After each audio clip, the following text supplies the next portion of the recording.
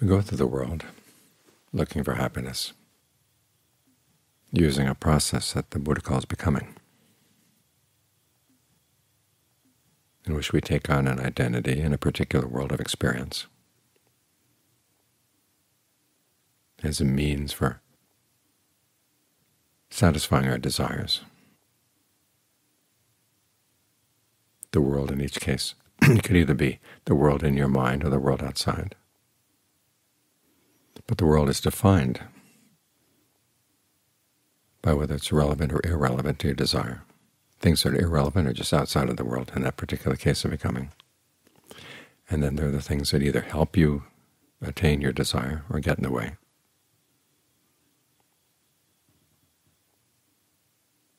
And then there's you in that world. There's you as the producer who can bring about the desired result, and the consumer who's going to enjoy it.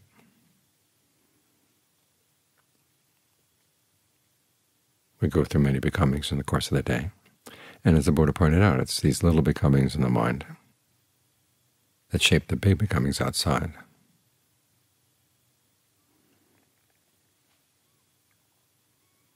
We also wanted to say that the craving that leads to becoming is the cause for suffering.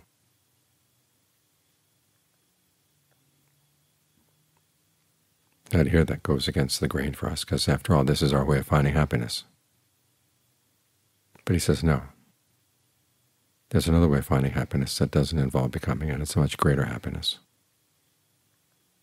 But first we've got to wean ourselves off of this kind of becoming.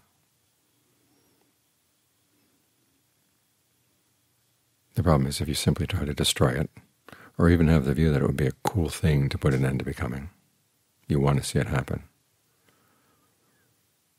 As soon as you cling to that idea, that craving for non-becoming, that creates a new becoming.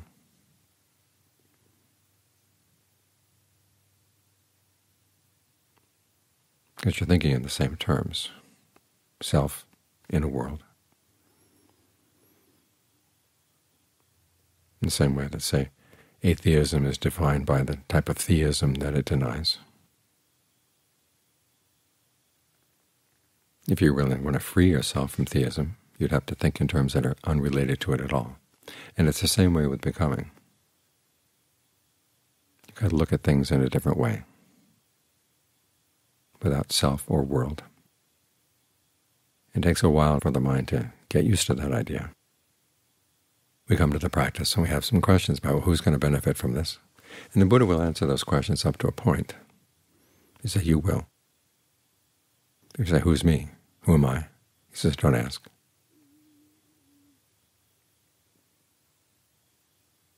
And where am I going to do this? Well, you do it here. Define here. He says, don't define here, just do it. The way to solve that problem of not falling for a craving for becoming or a craving for non-becoming, he says, is to see things as they have come to be and have dispassion for them. In other words, look at the processes simply as events in the mind, and look at them in such a way that you realize that they couldn't produce any really lasting happiness. And in that way, you don't give rise to any new becomings. And the becomings that are there already just fall away. They can't last forever, so they'll fall away on their own.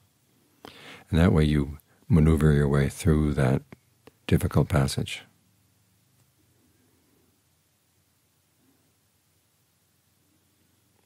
But getting used to thinking in those terms is a hard thing.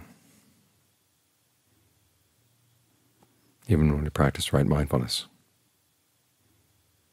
Looking at the body in and of itself, feelings in and of themselves, mind states in and of themselves. That's looking at things as they have come to be. Putting aside greed and distress with reference to the world. You try to cut away all reference to the world outside. But you find in the details of the instructions, there's still a sense of me in there. That's when you see that a particular hindrance has arisen within you or has passed away from within you, or a factor of awakening has come within you. You're stating You're creating a state of concentration, and there still is a sense of you in there. And the world in this case is the world of the body as you feel it from within. But you want to get more and more used to it, this world, because this state of becoming is useful in many ways. It helps you see other states of becoming as they arise. And you can see the gears in the creation of this one, too. It's like one of those computers that was covered with clear plastic, so you can see all the innards.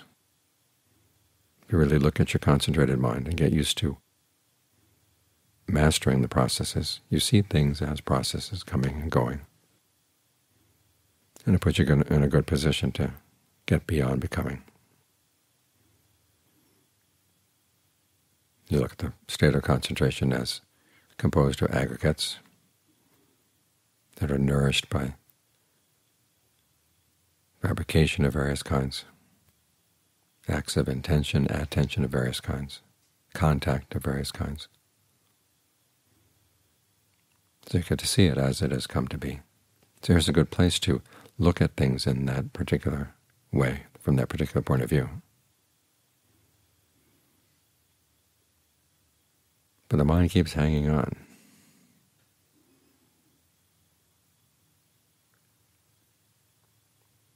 What is this self that's doing this?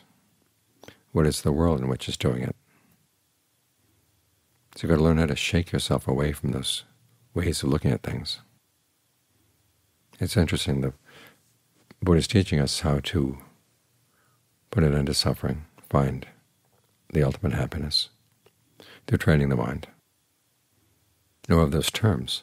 The training is defined very, very much in detail. But what suffering is, the Buddha gives some indications, but he doesn't sit down and give you a definition. Same with happiness. He doesn't define it. Mind he doesn't define. He says simply, look at the activities on the mental level. Just look at them as activities. As for the mind in which all this is happening, just put that question aside. What is suffering? Your attitude towards suffering, or what constitutes suffering, or stress, however you want to translate dukkha, will develop as you practice, and the same with your appreciation of what constitutes happiness. That's going to change. And your idea of what the mind is going to change too. This is probably why the Buddha didn't want to nail down these terms. Ajahn Chah had a nice response. Someone asked him one time, what is the mind? And he says, the mind is anything. In other words, it's not the sort of thing that you define. Just try to notice what's going on in the mind, what's going on in the body. And try to see where you're causing stress. And if you can let it go and maintain your concentration, okay, you've learned something good about the mind. If you let it go and your mind loses concentration, you're not ready for this analysis.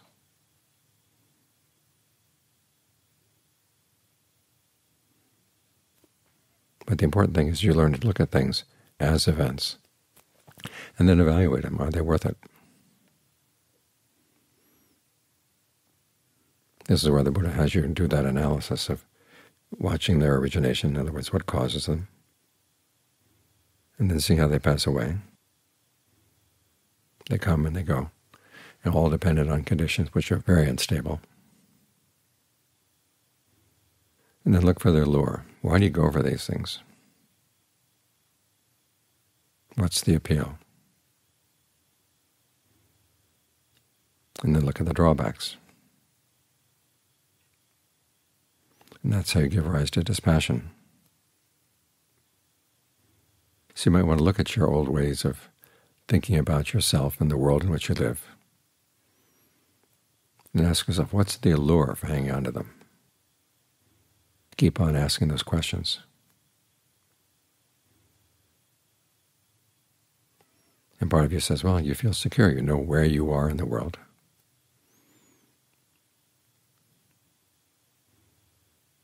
What the Buddha says, any notion of where you are in any world is going to involve suffering. Don't you want out? And so he tries to focus your attention on what you're doing. Watch the action and watch the result. And this is why he teaches everything from the very beginning. Before he teaches the Four Noble Truths, he doesn't give a list of definitions. He talks about activities. He talks about the kind of activities that are good, what you might say, good both for the heart and the mind. Things like generosity, virtue, goodwill.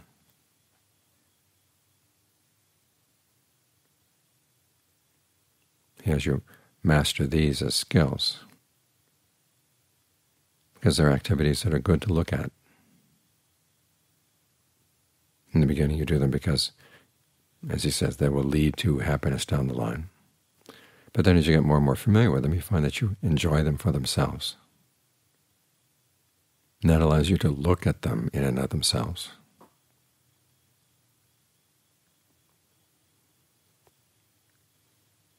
So when the time comes to develop concentration, you develop the same habit. You learn to look at the processes leading up to concentration in and of themselves. The Buddha says there's a sense of joy, there's a sense of rapture even, pleasure, that gives rise to concentration. You can see all this as part of a cause and effect relationship. And so when you do have to think about yourself, you can think about yourself as being capable.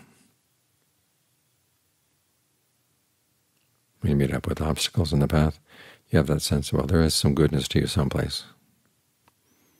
So the obstacles are not the final word.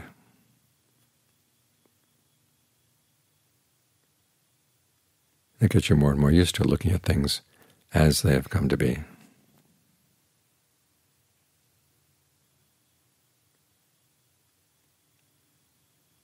And that's when you're looking at things rightly, for the purpose of putting end to suffering. Now, if you wanted to, you could go back and think in terms of worlds and selves, because we do create beings. And obviously there is a world out there.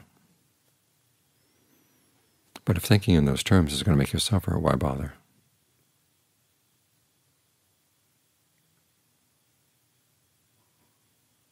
As I was saying this afternoon, the Buddha really was a genius. He focused on how to get out.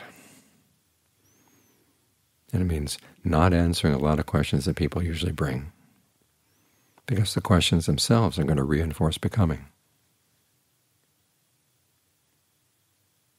When you see that they're part of the problem, then it's a lot easier to let them go.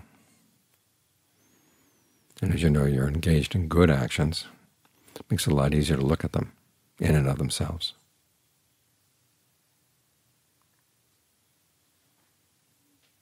So when you develop this passion, it's not out of hatred or self-recrimination.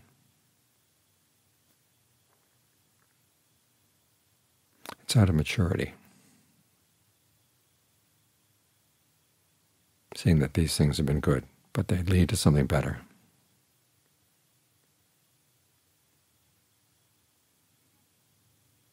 So look at what you're doing and try to do it well.